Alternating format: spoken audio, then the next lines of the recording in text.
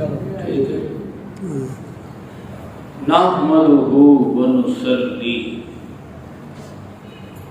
ونسلم علی رسولہ الکریم. اما بعد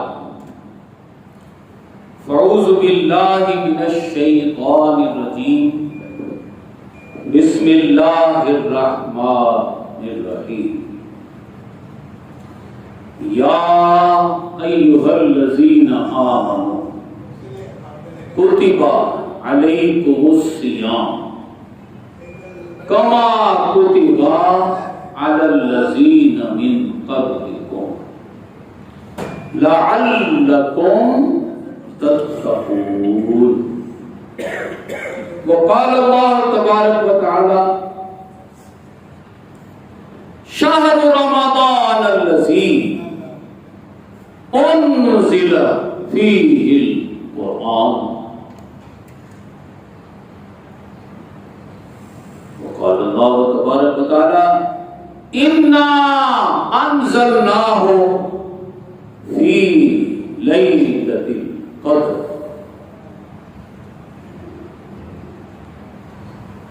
ما ادراک ما لیلۃ القدر. لیلۃ القدر خیر من الف شہر.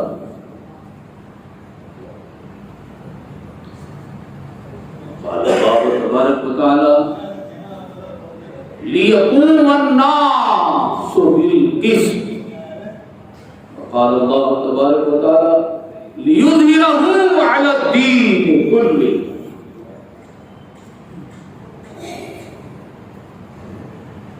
وقال رسول اللہ صلی اللہ علیہ وسلم من صام رمضان ایمانا واحتسابا قد غفر له ما تقدم من ذنبه. من قام رمضان من قام لیلۃ القدر ایمانا واحتسابا قد غفر له ما تقدم من ذنبه. وقال رسول اللہ صلی اللہ علیہ وسلم من افطر صوما من رمضان غیر عذر ولا رخصة فلا يعدله صوم الدهر ان كان صاما. صدق اللہ العظیم وصدق رسوله النبی الکریم الامین. انتہائی قابل صدر احترام محترم معزز سامعین و حاضرین، اللہ تعالیٰ کا جتنا بھی شکر ادا کیا جائے کم ہے کہ ہم اپنی زندگیوں میں رمضان جیسی مقدس گھڑیاں، بابرکت گھڑیاں، باسعادت لمحات، ایسے لمحات جو خود بخود پکڑ کر ہمیں ان شاہراہوں پر کھڑا کر رہے ہیں جو سیدھی جنت کو جا رہی ہیں. ایسی بابرکت گھڑیاں جس کے بارے میں ہمارے آقا فرماتے ہیں من اذا دخل رمضان، رمضان کا مہینہ جو ہی شروع ہوتا ہے فتحت ابواب الجنہ، جنت کے دروازے کھول دیے جاتے ہیں. وغلقت ابواب النار. یہ باقی مہینوں میں نہیں ہوتا ایسے سمجھے. باقی مہینوں میں اس سے الٹ ہوتا ہے. اس مہینے کیا ہوتا ہے؟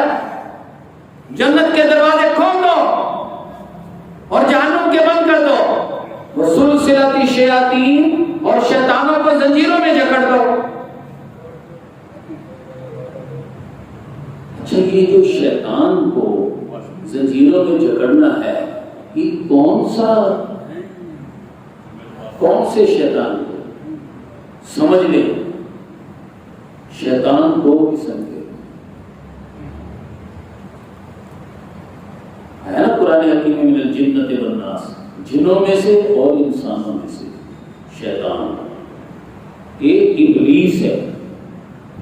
ابلیس کی جو اولاد ہے، سلبی بھی مانوی بھی، وہ جنوں اور انسانوں میں سے.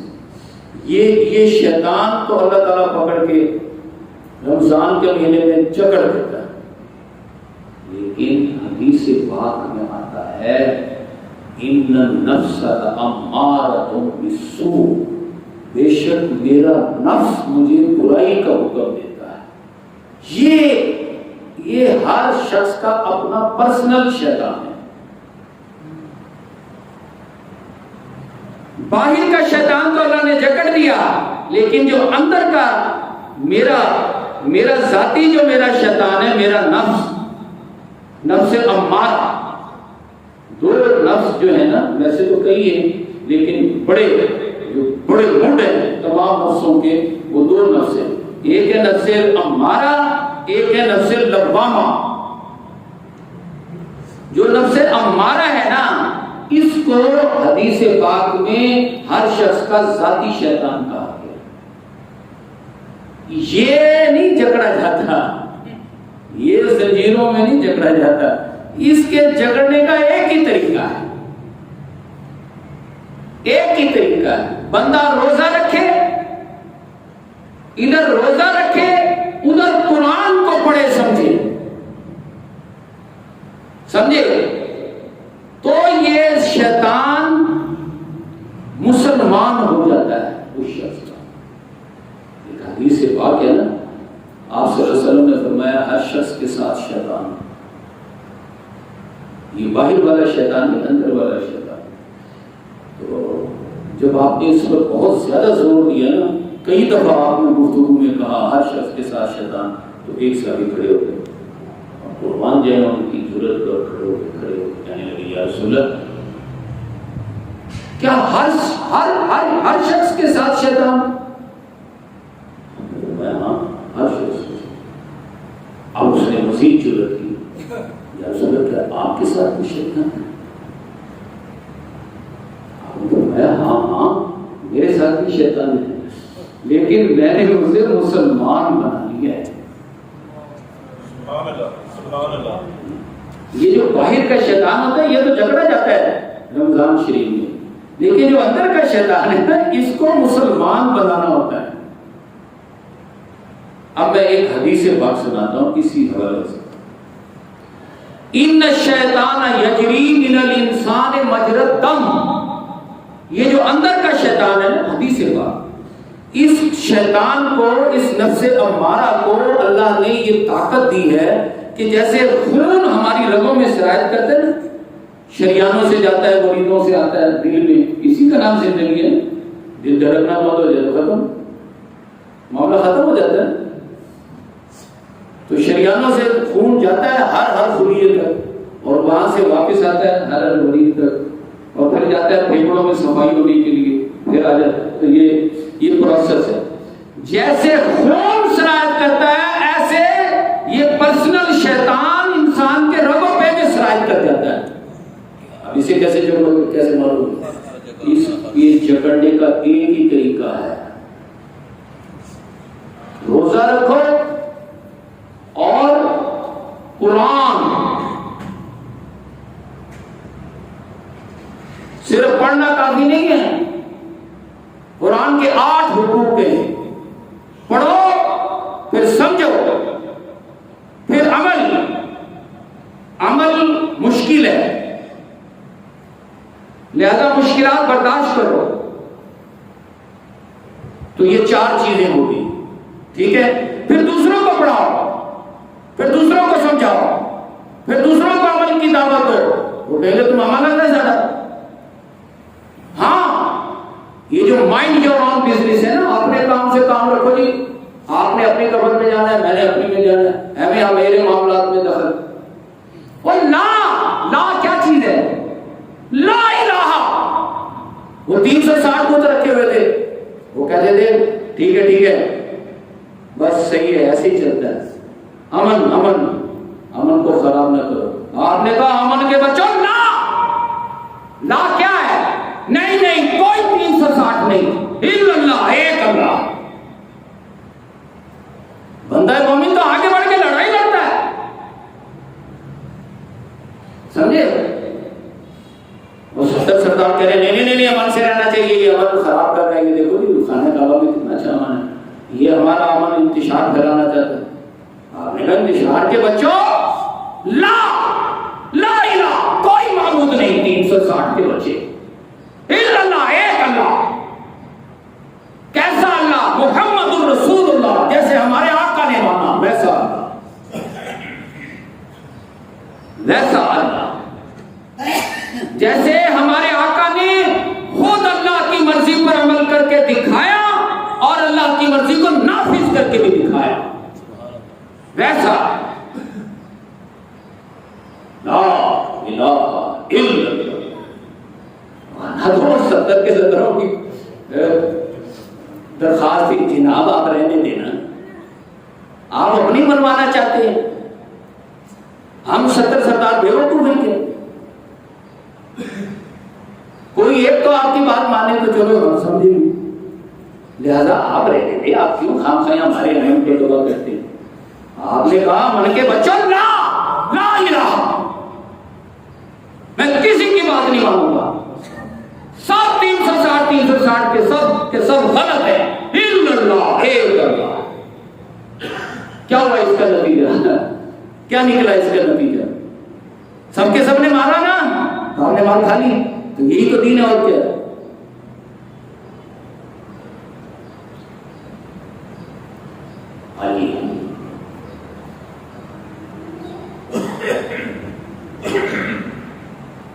رمضان المبارک کے بارے میں اللہ پاک فرماتا ہے شہر رمضان الذی انزل فیہ القرآن. یہ رمضان کا مہینہ ہے جس میں ہم نے قرآن نازل کیا ہے. یہ قرآن ہے جو اندر کے شیطان کو جکڑ دیتا ہے. باہر کا شیطان کو اللہ جکڑا دیتا ہے پکڑ کے. یہ جو اندر کے شیطان ہے اس کو جکڑنے کا واحد طریقہ روزہ اور قرآن. قرآن سمجھو، پڑھ تو ہم نہیں اللہ کا شکر ہے. حال خالی کوئی شخص ملتا ہے ایسا جو کہ نہیں مجھے نہیں پڑھنا تھا، اس میں اللہ کا جتنا بھی شکر ادا کیے.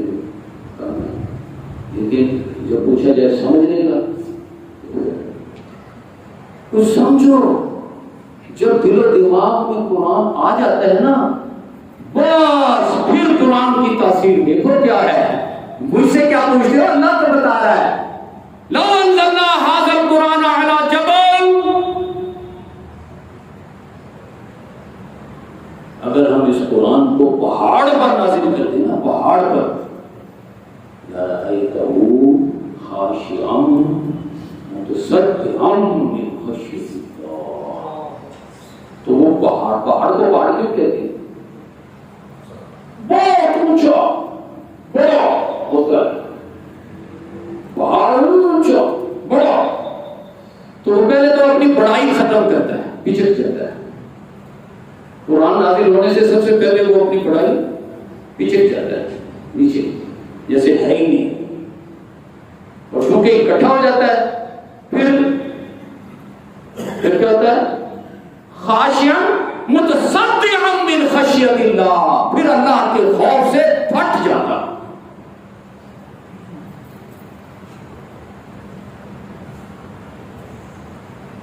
لیکن جب بندہ مومن کے دل پر قرآن نازل ہوتا ہے، دل و دماغ پر، تو علامہ فرماتے ہیں چوں بجان در رفت جان دی کر شو. قرآن جب دل و دماغ میں آ جائے گا نا تو اس بندے کی زندگی کا مقصد ہی بدل جائے گا. قرآن سمجھنے سے پہلے کیا ہوتا ہے؟ میں دنیا میں بہت بڑا کوئی ٹائکون، بزنس ٹائکون بنوں. ٹائکون سمجھتے ہیں نا، سب سے اونچا بہت بڑا مافیا بن جاؤں. شوگر کا بہت بڑا، یا پیٹرولیم کا کوئی بہت بڑا ہے، یا بجلی کا کوئی، یہ بڑے بڑے کوئی بجلی گھر لگانے والا بن جاؤں، کوئی بہت بڑا، یا پھر بہت بڑے عہدے پر کوئی صدر جنرل بن جاؤں. یہ قرآن سمجھنے سے پہلے ہوتا ہے. دل و دماغ میں قرآن ابھی نہیں آیا ہوتا، لیکن جب آ جاتا ہے تو پھر یہ اللہ کے لیے جان دینے کے راستے پہ چل رہا ہے، پھر وہ سارے ختم۔ علامہ نے کتنی پیاری بات کی، بڑا ہی آسان سا، بڑا ہی عام سا، بڑا ہی چھوٹا سا ایک شعر ہے، میں آپ کو سنانے لگا۔ کوئی پیر صاحب بیٹھے ہو نا، کوئی بہت بڑے مولوی، کوئی بہت بڑا گدی نشین، آپ اس کے پاس جاتے ہیں، میں بھی جاتا ہوں، آپ بھی جاتے ہیں، ہم سب جاتے ہیں، تو اپنی ضرورتوں کے لیے جاتے ہیں۔ کوئی مقدمے میں پھنسا ہوتا ہے، کسی کی فیکٹری کو آگ لگی ہوتی ہے، کسی کا ایکسیڈنٹ ہوا ہوا ہوتا ہے، کسی کا قرضہ جو ہے وہ چڑھا ہوتا ہے، کسی کی بچیوں کی شادی نہیں ہوئی، سب زندگی کے مسئلے مسائل، تو ہم ان مسئلوں کے حل کے لیے جاتے ہیں۔ آپ ہمیں ایک آدمی دعا کرتے ہیں تو وہ دعا کر دیتا ہے، ہمارا مسئلہ حل ہو جاتا ہے۔ ٹھیک ہے، ایک فیکٹریاں کی 10 لگ جاتی ہے، آپ کہتے ہیں باہر کوئی سا بڑے پہنچے ہوئے ہوں گے، بھائی پہنچے ہوئے، لیکن اصل پیر جو قرآن و حدیث سے پتہ چلتا ہے وہ غوث اعظم والا جیسے پیر، جو ان کے نقش قدم پر داتا صاحب رحمۃ اللہ علیہ جیسے پیر، یہ ایک کام کرتے ہیں، ایک کام، ایک اللہ کو ماننے والا صرف ایک کام کرتا ہے، اسے آتا ہی ایک کام ہے، وہ کیا؟ جیسے کہ علامہ فرماتے ہیں تیری دعا ہے، تیری دعا ہے کہ ہو تیری آرزو پوری۔ میں بیٹی لینے آیا ہوں تو میں کہوں گا دعا کریں بیٹی لیتے، یہ میری آرزو ہے، میرا کوئی مقدمہ پھنسا ہوا میں کہہ رہا ہوں اسے رہائی مل جائے، یہ میری آرزو، میں تو آیا ہوں اپنی آرزو کے لیے۔ تو کہتے ہیں تیری دعا ہے کہ ہو تیری آرزو پوری، اور میری دعا ہے، مرد ولی کیا دعا کرتا ہے؟ میری دعا ہے کہ تیری آرزو بدل جائے، آرزو ہی بدل جائے۔ دیکھ پھر سارے جھگڑوں، سارے دھندوں سے تو فارغ ہوتا ہے کہ نہیں ہوتا؟ جب تک جینے کی آرزو ہوتی ہے تو جینے کے تو 100 بکھیڑے ہیں، جان دینے کا ایک ہی بکھیڑا ہے، اللہ اور اس کے رسول کے لیے جان حاضر ہے، بس۔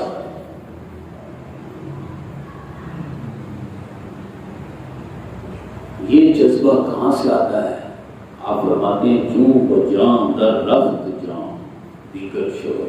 جب قرآن کسی کے دل و دماغ پر نازل ہو جاتا ہے تو he is a completely changed person، مکمل طور پر ایک تبدیل شدہ انسان بن جاتا ہے۔ پہلے اگر وہ جینا چاہتا تھا تو اب جام شہادت نوش کرنا چاہتا ہے۔ اس تبدیلی کا نام تقویٰ ہے، سمجھ لیں۔ جینے سے ہٹ کر جان دینے کے راستے پہ چل پڑنا، یہ تقویٰ ہے، اور یہ تقویٰ روزے سے پیدا ہوتا ہے۔ کس سے پیدا ہوتا ہے؟ سب سے بڑا ذریعہ تقویٰ پیدا کرنے کا روزہ ہے۔ کیسے؟ انسان کی سب سے بنیادی 3 ضرورتیں، کھانا پینا اور جذبات کی تسکین، شہوت کا جذبہ، تینوں کو انسان اللہ کی رضا کے لیے ایک طرف کر دیتا ہے۔ پچھلے جمعوں میں ہم یہ کرتے رہے، روزہ کیا ہے؟ روزہ 5 چیزوں کا نام یاد ہے؟ کھانے سے بچنا، پینے سے بچنا، ازدواجی تعلق سے بچنا، پھر طلوع فجر سے غروب آفتاب تک بچنا۔ استقبال رمضان کے موضوعات پر ہم پہلے گفتگو کرتے رہے، کئی دنوں سے ہم کر رہے ہیں، اور پھر روزے کی نیت کے ساتھ۔ تو ان 5 چیزوں کا نام روزہ ہے۔ اللہ بھوکا کیوں رکھتا ہے؟ سوچا ہم نے؟ میرے بھوکے رہنے سے اللہ کو کیا کرتا؟ میں تو خود مجھے تو بھوک بھی لگ رہی، کھانا بھی موجود ہے تو میں کھا لوں، مجھے تو تب فائدہ ہے۔ میں بھوکا رہوں مجھے تو نقصان ہے، تو فائدہ کیا ہے؟ اللہ کہتا ہے اس روزے سے بھوکا پیاسا رہنے سے تیرے اندر تقویٰ پیدا ہوگا۔ وہ تقویٰ کیا ہے؟ جب میں بھوکا رہوں گا وہ چھوڑ دے، میرے جیسا جب ایک ٹائم میں تین وقتوں کا کھانا کھا لیتا ہے اسے کیا بھوک لگتی ہے؟ روزے تو صحابہ کرام نے رکھے ہیں۔ غزوہ خندق روزے کیوں رکھوائے ہیں؟ غزوہ خندق سے پہلے روزے فرض ہوئے، آپ کو پتا ہے؟ اس سے پہلے روزے نہیں تھے، 40 سال حضور تیرے کوئی روزے نہیں تھے، 13 سال مکہ میں رہے کوئی روزے نہیں تھے، مدینے میں بھی چلے گئے کوئی روزے نہیں تھے۔ اب آ رہا تھا غزوہ خندق، اس کی تیاری کر رہے روزے سے۔ وہ کیا تیاری؟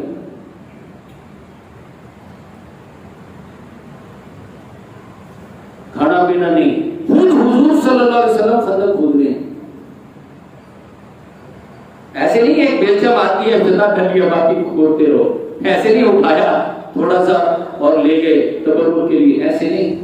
حدیث پاک میں آتا ہے شروع وقت سے لے کر آخری وقت تک حضور اپنے ساتھیوں کے ساتھ خندق کھودتے بھی رہے، مٹی پشت مبارک پر رکھ کر دھوتے بھی رہے۔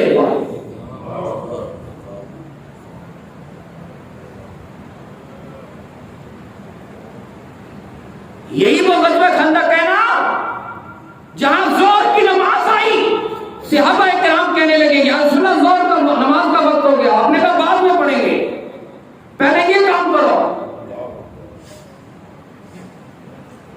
زور کا وقت گزر گیا، عصر کا وقت آ گیا، صحابہ کرام نے کہا یا رسول اللہ عصر کا وقت، آپ نے کہا نماز بعد میں پڑھیں گے، پہلے خندق کھودو، مٹی اٹھاؤ میرے ساتھ۔ عصر کی نماز گزر گئی، قضا ہو گئی، حضور کی نماز قضا ہو گئی۔ کوئی سوچ سکتا ہے؟ مغرب کا وقت آیا، صحابہ کرام نے کہا یا رسول اللہ مغرب کا وقت ہو گیا، نماز آپ نے کہا نماز بعد میں پڑھیں گے، پہلے یہ کام کرو۔ مغرب کا وقت گزر گیا، کبھی ایسا نہیں ہوا تھا۔ زور اثر مغرب عشاء کی نمازیں قضا ہو گئی۔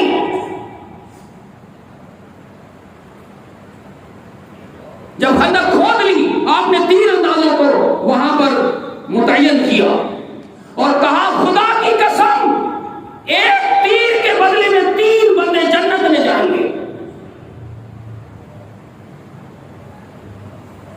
ایک تیر سے 3 بندوں کو جنت ملے گی، بنانے والے کو، پکڑانے والے کو اور چلانے والے کو۔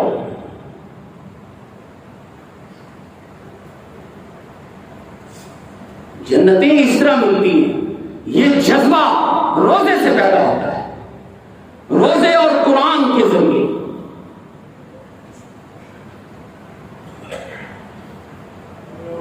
یہ جام شہادت نوش کرنے کا جذبہ کہاں سے آتا ہے؟ جب بھوک لگے اور کھانا موجود ہو اور بندہ کہے نہیں، بھوک سے جو تکلیف ہو، سوچے کہ کتنے لوگ ہیں جنہیں پیٹ بھرنے کو کھانا نہیں ملتا، پیاس لگے تو اسے پتا چلے دنیا میں کتنے لوگ ہیں جو پیاسے ہیں جنہیں پانی نہیں ملتا۔ جب شہوت کا جذبہ ابھرے اور تکلیف ہو تو اسے پتا چلے میں نے تو شام کو کھا لینا پی لینا ہے۔ کتنی انسانیت ہے جو بھوک و پیاس میں مبتلا ہے، لہذا ان کی بھوک کا، ان کی پیاس کا اپنے اندر احساس پیدا کرے اور پھر معاشرے سے بھوک و پیاس کو ختم کرنے کے لیے کمر کس لے، اس کا نام تقویٰ ہے۔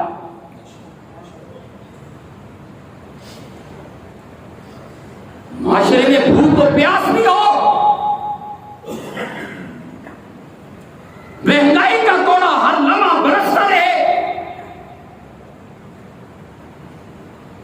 کوئی کلہاڑا چلانے والا نظر نہ آئے، ہر کوئی کہے مہنگائی نہیں، مہنگائی مہنگائی، اور 5 برس پہلے والے مہنگائی کرنے والے آج کی مہنگائی والے کے خلاف، آج کے بعد یہ خود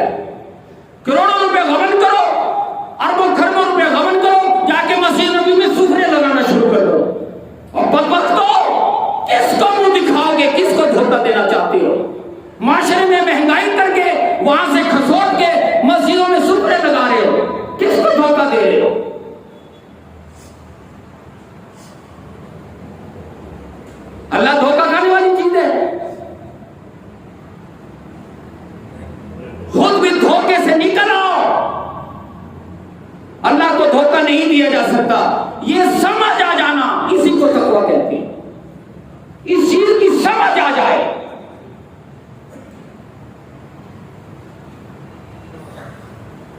روزہ تقویٰ پیدا، لعلکم تتقون، تاکہ تم روزے کی مشقت میں سے اس لیے گزارا جا رہا ہے تاکہ تمہارے اندر تقویٰ پیدا ہو جائے، کیونکہ ہو تمہیں پتہ چلا کیا گزرتی ہے، تو پھر بھوکوں کی بھوک کا کوئی مستقل علاج کرو نا۔ وہ علاج کیا ہے؟ یاد رکھیں، جہاں سے بھی قرآن پڑھیں گے وہ سورہ فاتحہ کی تشریح کرے گا، سورہ فاتحہ کو مزید سمجھائے گا۔ سورہ فاتحہ کیا ہے؟ الحمدللہ، تمام تعریفیں اللہ کی، رب العالمین، یہ تمام جہانوں کا پالنے والا ہے، ضرورتیں پوری کرنے والا ہے۔ لیکن اللہ نے انسانوں کو برابر پیدا نہیں کیا، کوئی ڈیلی 10,000 کما لیتا ہے، کوئی بیچارہ 1000 ہی کماتا ہے، کسی کو 100 بھی نہیں ملتا، تو صلاحیتیں مختلف ہیں۔ تو زیادہ قوت کار رکھنے والے نہ صرف اپنا حق پورا لیتے ہیں، دوسروں کا بھی چھینتے ہیں، یہ موضوع بن جاتے ہیں۔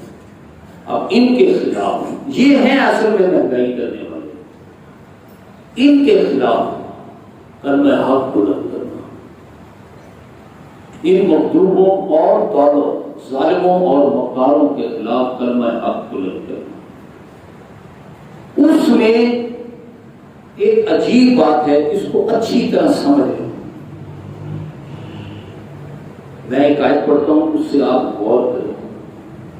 لقد ارسلنا رسلنا بالبینات، ہم بھیجتے رہے نبیوں اور رسولوں کو معجزے لے کر، وانزلنا معهم الکتاب، اور ہم ان کے ساتھ نازل کرتے رہے کتابیں۔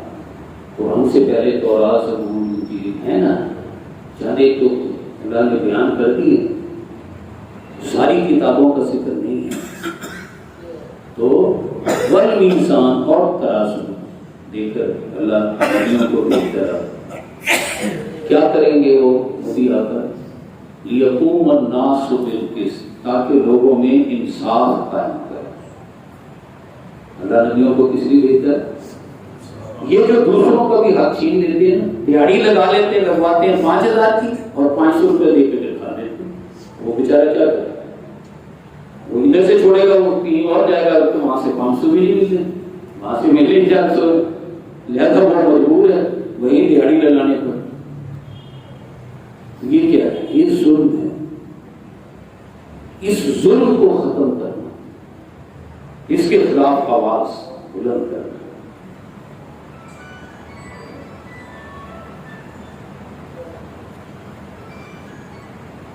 سورہ فاتحہ ہمیں یہی بتا رہی ہے کہ جو دوسرے کا حق لے اس کے خلاف جیتو چناؤ۔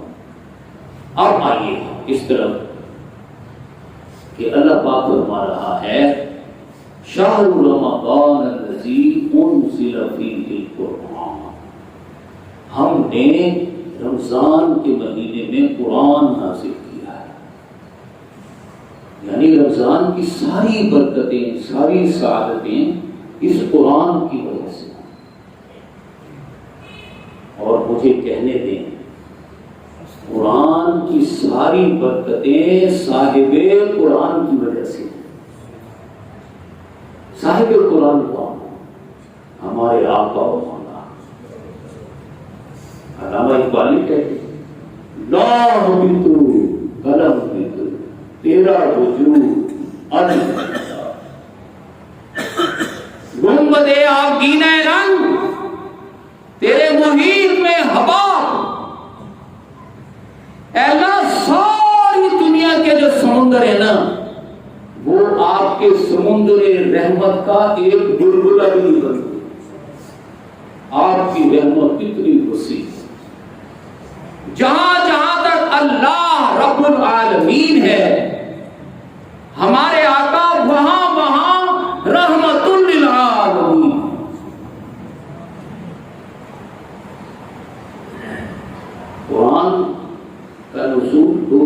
ہے یاد رکھیے، ایک نازل تو ہوا ہے یہ ٹوٹل ایک وقت میں ایک رات میں نازل ہو گیا، اور ایک اس کا نزول ہے 23 برس تک نازل ہوتا رہا۔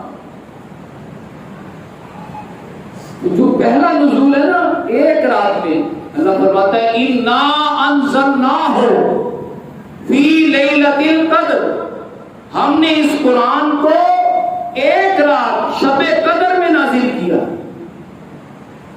وہ نازل کیا ہے لوح محفوظ سے لوح دنیا پر، جہاں جبریل کی پہنچ ہے۔ اب جبرائیل امین اللہ کی اجازت سے، اللہ کے آرڈر سے وہاں سے جو آیت لیں اور وہ قلب مصطفیٰ صلی اللہ علیہ وسلم کو نازل کریں۔ یہ لوح دنیا سے لوح قلب مصطفیٰ پر 23 برس نازل ہوتا رہا، لیکن جو وہاں قرآن ہے وہ وہی ہے جو آج ہمارے سامنے ہے۔ وہ الحم سے ہی شروع ہوتا ہے، وہ ناز پر ختم ہوتا ہے، اور یہ جو ہمارے سامنے یہ بھی الحم سے ہی شروع ہوتا ہے، وہ ناز پر ختم ہوتا ہے۔ لیکن جب یہ نازل ہوا ہے تو ایسے نہیں ہوا۔ سب سے پہلے تو آتی اقرأ بسم ربک الذی خلق، وہ سورہ علق کی آیت۔ سب سے آخری آیت تو آتی ہے الیوم اکملت لکم دینکم، آج میں نے تمہارا دین مکمل کر دیا۔ آخری آیت تو وہ ہے نازل ہونے میں۔ لیکن لوح محفوظ پر جو ہمیشہ سے قرآن ہے اور آج جو ہمیں لکھا ہوا ملتا ہے، یہ بھی ہمیشہ تک وہی ہے جو لوح محفوظ پر ہے۔ اور لوح محفوظ کیا ہے؟ لوح بھی تو یا رسول اللہ، لوح بھی آپ ہے، کیونکہ ہمارے آقا صلی اللہ علیہ وسلم نے فرمایا کہ اللہ پاک نے سب سے پہلے اپنے نور سے میرے نور کو بنایا، اور پھر میرے نور سے پھر ساری کائنات کو بنایا۔ تو لوح کیا ہوا؟ لوح بھی تو، قلم بھی تو، تیرا وجود کتاب، وہاں پر قرآن ہی کا نام ہے لوح محفوظ۔ جتنے بھی انبیاء کرام آتے رہے، اللہ پاک نے تمام انبیاء کو وہاں اکٹھا کیا۔ وَإِذَا أَخَذْنَا مِيثَاقَكُم مِّنَ النَّبِيِّينَ، اللہ تعالیٰ نے تمام نبیوں کو اکٹھا کیا اور پوچھا الستو بربکم، کیا میں تمہارا رب ہوں؟ آپ نے بولا۔ پہلے اللہ نے اپنی گواہی دی، پھر ہمارے آقا صلی اللہ علیہ وسلم کی نبوت اور رسالت پر ایمان لانے کو کہا۔ تمام انبیاء کی جتنی بھی کتابیں ہیں وہ قرآن ہی کا چھوٹا چھوٹا تھوڑا تھوڑا ایڈیشنز ہیں۔ الکتاب الہدا، تمام ہدایتوں کو مکمل طور پر لائے ہمارے آقا صلی اللہ علیہ وسلم۔ وہ جو لوح محفوظ سے لوح دنیا پر نازل ہونا ہے وہ ہے شب قدر۔ اِنَّا أَنزَلْنَاهُ فِي لَيْلَةِ الْقَدْرِ، ہم نے اس قرآن کو رمضان کی، رمضان شہر رمضان الذی انزل فیہ القرآن، ہم نے قرآن کو رمضان میں نازل کیا۔ لہذا ساری برکتیں کہ جنتوں کے دروازوں کا کھلنا، جہنم کے دروازوں کا بند ہونا اور شیطانوں کا جکڑا جانا، یہ کسی اور مہینے میں نہیں، صرف رمضان میں۔ کیوں کہ رمضان میں قرآن نازل ہو رہا، اور قرآن رمضان کی وہ رات جس پہ لوح محفوظ سے لوح دنیا پر نازل ہوا وہ شب قدر۔ مادرا کا مان لیلۃ القدر، تمہیں کیا معلوم ہے کہ شب قدر کیا ہے؟ چلو اگر سمجھنا چاہو، کوئی حساب کتاب لگانا چاہو تو ایسے لگا لو، لیلۃ القدر خیر من الف شہر، لیلۃ القدر 1000 مہینوں سے بہت بہتر ہے۔ اب کتنی بہتر ہے؟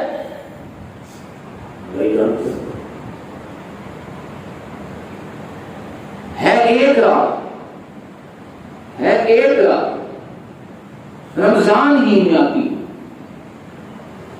انشاءاللہ آخری اشرف جب آئے گا ہم اس کو گفتگو کریں گے کہ ایک رات لیکن ہزاروں مہینوں سے کہیں افضل، کتنی افضل ہے، کتنی قرآن تو ہمیں بتاتا ہے یہ سی اللہ واسنا معامل، پہلے تو اللہ تعالیٰ بہترین اعمال کے حساب سے اجر دے گا۔ مثلا حاجی صاحب گئے مسجد نبوی میں نماز پڑھی، چند دن رہے آگے، یہاں ساری عمر نمازیں پڑھی، تو یہاں کی نمازوں کا ثواب بھی وہاں کے برابر ملنے لگے۔ ہاں لیجزیہم اللہ احسن ما عملوا، جو زندگی میں بہترین عمل کیا ہوگا نا اس کے برابر عام اعمال کا اجر ملنے لگے۔ وَيَزِيدَهُ مِنْ فَضْلِهِ، اللہ کہہ رہے ہیں یہ تو اس کا کیا ہے، میری طرف سے فضل بھی عطا فرما۔ یہ خیر من الف شہر کا مطلب کیا ہے؟ مزید فضل بھی عطا فرما دو۔ وَاللَّهُ يَرْزُقُ مَن يَشَاءُ بِغَيْرِ حساب، اے فرشتوں اب حساب کتاب چھوڑ دو، بے حساب دینے لگو۔ یہاں سپر سونک کمپیوٹر بھی جواب دے جاتے ہیں، بس اس کا بن کے تو دیکھو نا، اللہ کا بننے کا طریقہ کیا ہے، اللہ کے ہونے کا، اللہ کا دوست ہونے کا طریقہ ہے آقا کی غلامی کی، محمد سے وفا ہو تو ہم تیرے، یہ جہاں چیز ہی کیا ہے، لوح و قلم تیرے۔ یہ رمضان المبارک میں قرآن سے یہ چیز حاصل ہوتی ہے۔ میں ابھی تھوڑی دیر پہلے عرض کر رہا تھا آپ سے کہ یہ قرآن جو پہاڑ پر نازل ہو تو وہ پچھڑ کے پھٹ پڑتا ہے، ارے جب یہ قرآن کسی کے دل پر نازل ہوتا ہے تو اس کی زندگی کا مقصد بدل کے رکھ دیتا۔ ہم جانتے ہیں نا حضرت موسیٰ علیہ السلام کو اللہ تعالیٰ نے کتنے بڑے بڑے معجزے دیے، یہ نا سب سے بڑا معجزہ تو عصا ہے، وہ عصا جب اژدہا بنتا تھا تو فرعون جیسے کا کتنا پانی ہو جاتا، ڈر جاتا۔ حضرت عیسیٰ علیہ السلام کو کتنے بڑے بڑے معجزے دیے، وہ ہزاروں سال پرانی قبر پر جا کے کہتے ہیں قم بإذن اللہ، تو وہ بڑا کھڑا ہو جاتا، زندہ ہو کر کھڑا ہو جاتا۔ کیا اس سے کسی کا دل بدلا، کسی کی زندگی بدلی؟ نہیں۔ ہمارے آقا کا قرآن وہ معجزہ ہے جس نے زندگیاں بدل کے رکھی، زندگیاں بدل کے رکھ دی۔ ماں کو اپنی اولاد سے کتنا پیار ہوتا ہے، کتنا پیار ہوتا ہے۔ ہمارے بزرگ سنایا کرتے تھے کہ ایک بدبخت شقی بیٹے نے ماں کو قتل کر دیا، اس کی اکڑیاں اکڑیاں باہر نکال دی، اور اس نے دیکھا کیا کر اس نے بوری میں ڈالا اور دریا میں پھینکنے کے لیے چل پڑا۔ چلتے چلتے اسے ٹھوکر لگی، بیٹے کو ٹھوکر لگ گئی، وہ گر پڑا تو انتڑیاں بول رہی ہیں ماں کی، بیٹا کیا حال ہے، کہیں زیادہ چوٹ تو نہیں لگ گئی؟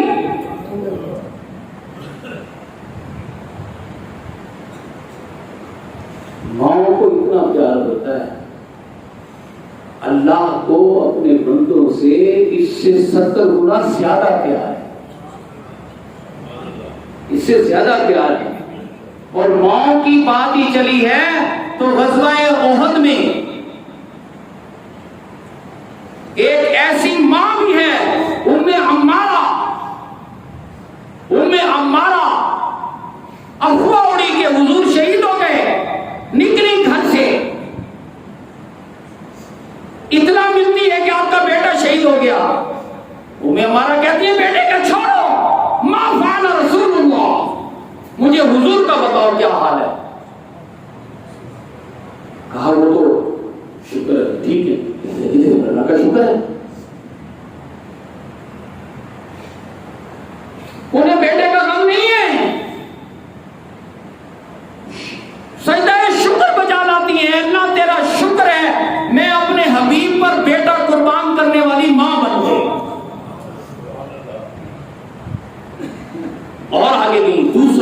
دوسرا 4 شہیدوں کی ماں ہے اور شرم و حیا کی پیکر. لوگ دیکھ کر حیران رہ گئے کہ یہ ماتم نہیں کر رہی, بالوں کو نہیں نوچ رہی. وہ پردے میں پوچھا اماں جان آپ اس حالت میں بھی پردے میں؟ کہنے لگی سنو میں نے بیٹے شہید کروائے ہیں, پردہ شہید نہیں ہوا.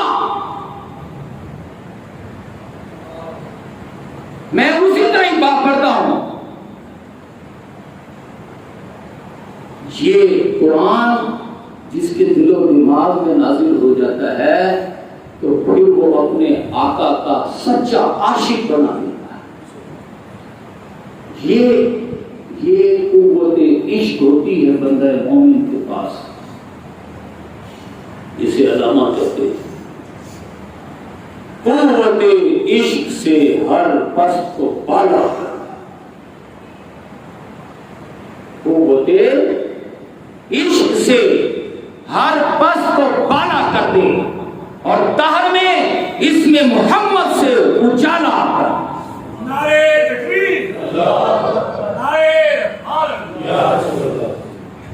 یہ کیسے اجالا ہوتا ہے اس کو سمجھ لیے, سمجھتے ہیں ہم سیرت صحابہ سے. حضرت عمر فاروق رضی اللہ تعالیٰ عنہ کا دور ہے. آپ کو پتا ہے 36 لاکھ مربع میل پر آپ کی حکومت ہے. 20 نہیں سینکڑوں بڑے بڑے بادشاہ آتے ہیں مدینہ میں آپ سے ملنے کے لیے. جیسے آج کل سارے بھاگتے ہیں نیو یارک, واشنگٹن جاتے ہیں نیو یارک رکھتے سکتے, ایسے ہی پوری دنیا کے تمام بادشاہ آپ کے پاس آ رہے ہیں حضرت عمر فاروق رضی اللہ تعالیٰ عنہ سے ملنے کے لیے, معاملات وغیرہ سمجھنے کے لیے, آپ سے رہنمائی لینے کے لیے. اکثر بڑے بڑے سلاطین لائنوں میں لگے ہوتے تھے. ایک دن کا واقعہ ہے, ایسے بڑے بڑے شہنشاہ لائن میں لگے ہوئے تو ابو سفیان آیا کسی کام سے. ابو سفیان کون ہے؟ ابو جہل کے بعد. ابو جہل تو غزوہ بدر, یہ رمضان شریف میں 17 رمضان آئے گا تو غزوہ بدر میں کٹ گیا تھا, 70 کٹ گئے تھے, ابو سفیان بچا تھا. یہ ابو سفیان سن 8 ہجری تک مکے کا بلا شرکت غیرہ حکمران رہا. سمجھے, یہ ابو سفیان. تو ابو سفیان ملنے کے لیے آ گیا. اس نے کہا میں مکے کا بادشاہ رہا ہوں. تو ایسے ڈائریکٹ ملنے آ گیا. تو جو ساتھی حضرت عمر کے وہ کھڑے تھے لائن میں لگانے والے, انہوں نے کہا ابو سفیان چلو لائن میں لگو. ایسے نہیں ملتے, آپ کو پتا نہیں جتنے بھی شہنشاہ لائنوں میں لگے ہوئے, چلو لائن میں لگو. وہ لال قلعہ تو ہوا, کیا کرے, لائن میں لگ گئے. اب اتنے میں حضرت بلال ہیں مؤذن رسول صلی اللہ علیہ وسلم, مؤذن مسجد نبوی. آپ دیکھیں مؤذن کی کیا شان ہے, مؤذن کا کیا مقام ہے. حضرت بلال انہوں نے دیکھا یہ ابو سفیان مجھ سے پہلے آیا ہے اور اس نے ملنے کی کوشش کی ہے, تو ساتھ وہ لائن میں لگانے والا کہہ رہا ہے چلو لائن میں لگو. تو حضرت بلال نے بھی ملنا تھا کسی سلسلے میں حضرت عمر رضی اللہ تعالیٰ عنہ سے. انہوں نے دیکھا کہ ابو سفیان لائن میں لگ رہا ہے تو وہ بھی لائن کی طرف چل پڑے, لائن میں لگنے کے. خدا کی قسم حضرت عمر کھڑے ہو گئے, اپنی کرسی سے نیچے اترے اور جس طرف بلال جا رہے تھے اس طرف چلنا شروع کر دیا. فرمایا بلال تم لائن میں نہیں لگو گے, تم کھڑے ہو جاؤ, میں تمہاری لائن میں لگ کر تم سے ملنے آ رہا ہوں.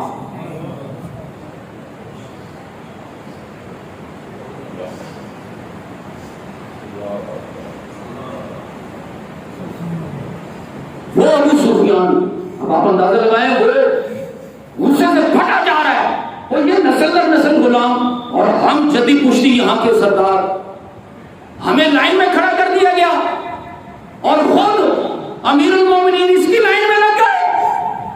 آپ نے فرمایا ابو سفیان یاد کر وہ وقت جب تم سرداریاں کرتے تھے تو بلال اللہ کے لیے کوڑے کھایا کرتا تھا، اب اللہ کی حاکمیت کا وقت ہے۔ اس کو کہتے ہیں علامہ اقبال قوت عشق سے، قوت عشق سے ہر پس کو بالا کر دے اور دہر میں اس میں محبت سے اجالا کرے۔ سیدنا صدیق اکبر رضی اللہ تعالیٰ نہیں بننا چاہتے تھے خلیفہ، فرماتے خدا کی قسم کبھی میرے ذہن میں یہ خیال نہیں آیا کہ اللہ مجھے مسلمانوں کا خلیفہ بنا دے، کبھی میں نے یہ نہیں سوچا، کبھی خیال تک آیا ہی نہیں، اور میں نہیں بننا چاہتا۔ صحابہ کرام نے زبردستی آپ کو خلیفہ بنا دیا۔ جب بنا دیا تو اب دیکھیں یہ روزہ رکھنے والا بندہ مومن جو اپنے اندر تقویٰ پیدا کر لے، حضرت ابو بکر میں تقویٰ نہیں ہوگا تو کس میں ہوگا؟ تقویٰ جس کے اندر پیدا ہو جائے وہ ایک ایسے نظام کو تشکیل دیتے ہیں، آپ پہلے ہی خطبے میں فرماتے ہیں لوگوں تم نے مجھے خلیفہ بنا تو دیا ہے، لیکن اب یاد رکھو تم میں سے جتنا بڑا طاقتور ہے میرے نزدیک اتنا ہی کمزور ہے۔ میں ایک جھٹکا دوں گا ساری طاقت نکل جائے گی اور غریب کو اس سے غریب کا حق چھین کر غریب اور کمزور کو دلاؤں گا، اور غریب کمزور بے فکر ہو جائے کیونکہ وہی میرے نزدیک طاقتور ہے جب تک کہ اسے اس کا حق نہ دلا دوں۔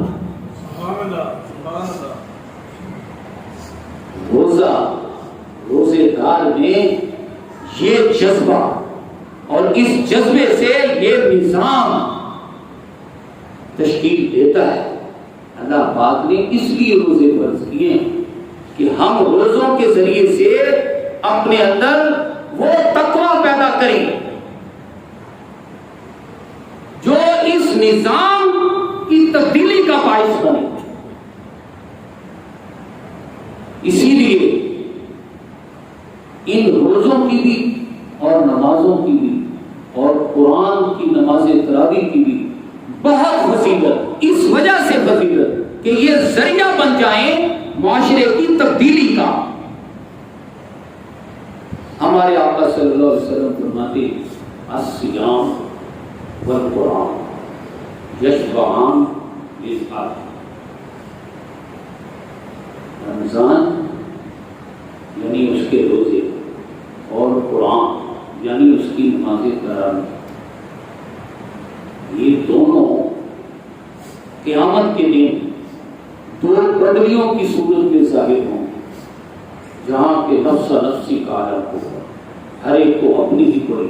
حدیث پاک میں آتا ہے انبیاء کو بھی نفس نفسی کا عالم ہوگا، وہ بھی تلاش کر رہے ہوں گے ہمارے آقا صلی اللہ علیہ وسلم، جو ہمارے آقا تاجدار انبیاء صلی اللہ علیہ وسلم سے ملیں گے تو انہیں تسلی ہوگی، ورنہ اس سے پہلے انہیں بھی نفس نفسی کا عالم ہوگا۔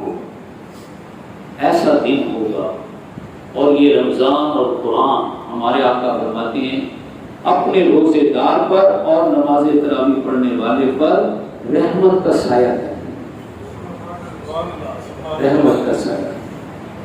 یقول القرآن، قرآن کہے گا اے رفیق انی منعتهم النوم باللیل، اللہ یہ وہ بندہ ہے جو رات کو تھکا ہارا کھا پی کر سو جانا چاہتا تھا لیکن یہ سوتا نہیں تھا، مجھے سننے پڑھنے سمجھنے کے لیے مسجد میں آتا تھا، نماز تراویح پڑھ کر۔ وشفینی فی، اے اللہ میں اس کے حق میں شفاعت کرتا ہوں، اس کو معاف کر دے۔ یقول الصیام، اے ربی روزے کہیں گے اے اللہ انی منعتہم طعاما والشہوات بالنہار، اے اللہ میں وہ تیرا روزہ ہوں، اسے بھوک بھی لگی ہوتی تھی اور پیاس بھی، کھانا بھی ہوتا تھا اور پینا بھی، لیکن یہ میرے لیے کھانا بھی چھوڑتا تھا اور پینا بھی، مشقت نہیں تھی، اے اللہ میرے صدقے سے اس روزے دار کو معاف کر دے۔ ہمارے آقا فرماتے ہیں وَيُشَفَّعَانِ، لوگوں تمہیں مبارک ہو، اللہ نے وہ 1400 سال پہلے جب آپ یہ حدیث بیان کر رہے ہیں، آپ فرماتے ہیں وہ جو قیامت میں ہونا ہے نا، یہ تو کام تو قیامت میں ہونا ہے، تو آج سے بھی 1400 سال پہلے ہمارے آقا فرماتے ہیں وَيُشَفَّعَانِ، مبارک لوگوں اللہ نے رمضان اور قرآن کی شفاعت کو تمہارے حق میں قبول کر لیا۔ اللہ پاک ہمیں ایسے روزے رکھنے اور ایسی نماز تراویح پڑھنے کی توفیق عطا فرمائے۔ آمین ثم آمین۔ وما علینا